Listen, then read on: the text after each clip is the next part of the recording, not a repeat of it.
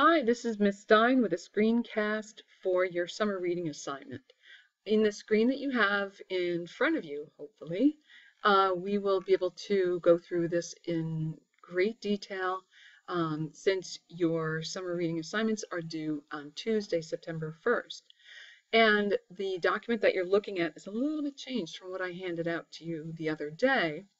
And I'm going to go over those changes right now. First of all, this stuff down here has been moved. It used to be at the top of your page, but I moved down here because the items that are below it will approximate what final copies turned in for a writing grade will look like. This is the proper heading. See Felicia? That's her name. My name is under hers.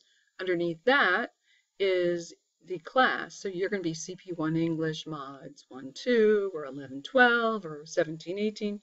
And then down here, of course, is the due date, which is September 1st.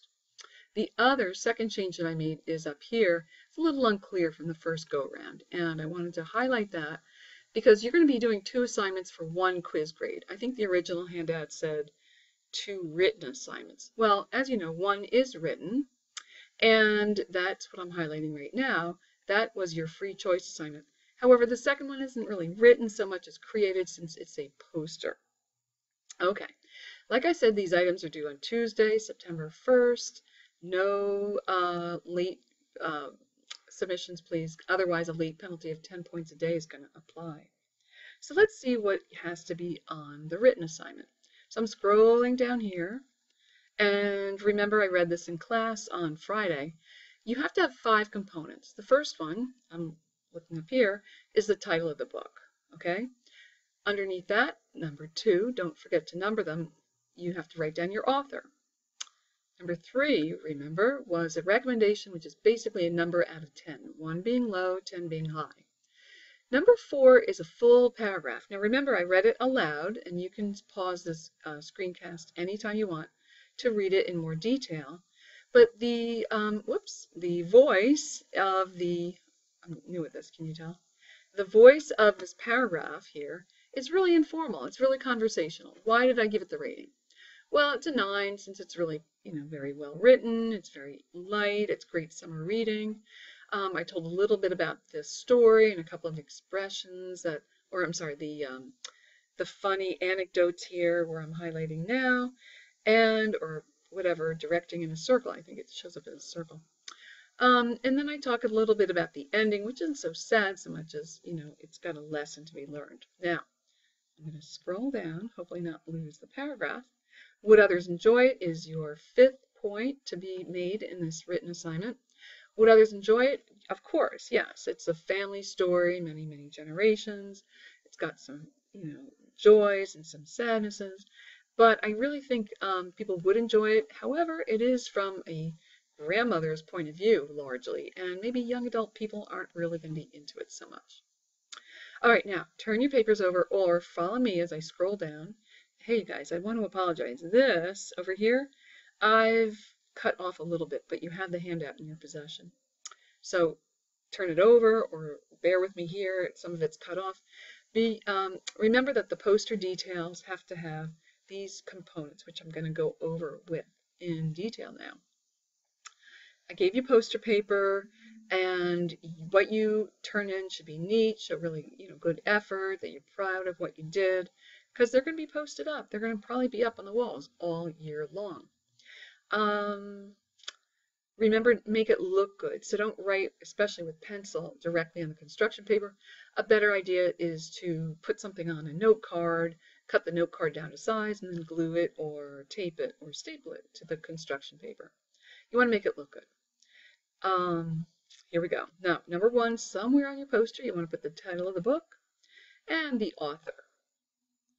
Remember to use caps where needed.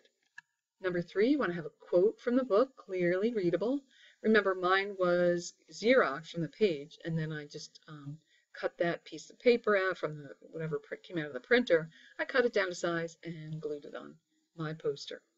Okay, number 4, bibliographic citation. This is information as you would arrange it in a works cited page. So it's basically going to go author's last name first name last, title of the book underlined, Place the publishing house, followed by the year. Okay, that goes on a piece of paper and paste it on. Number 5, photograph or a copy of a photograph of yourself. Don't draw it and do not do a stick figure. That's not really what you look like. I need to see you. I need to see your name clearly written. Other kids are interested. Ooh, what class is he or she in? So please make it neat and make it clear who you are by putting a picture, and 6, who you are by putting your name legibly written. Okay, number 7, out of your head. You want to put a cartoon bubble that has you saying something, or, hello, come back, or thinking something about the book. It could be what made you giggle, what kind of kept your attention, something that was you had a connection to, a personal connection.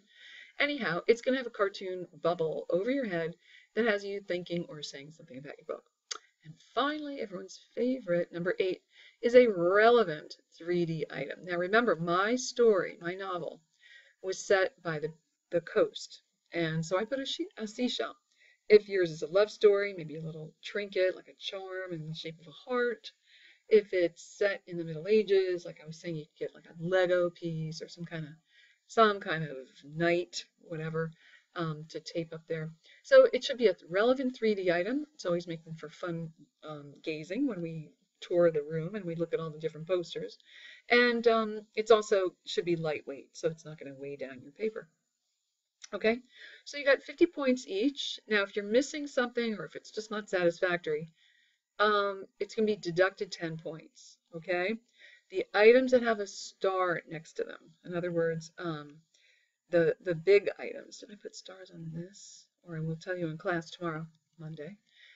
Which items are really important? Obviously, the writing.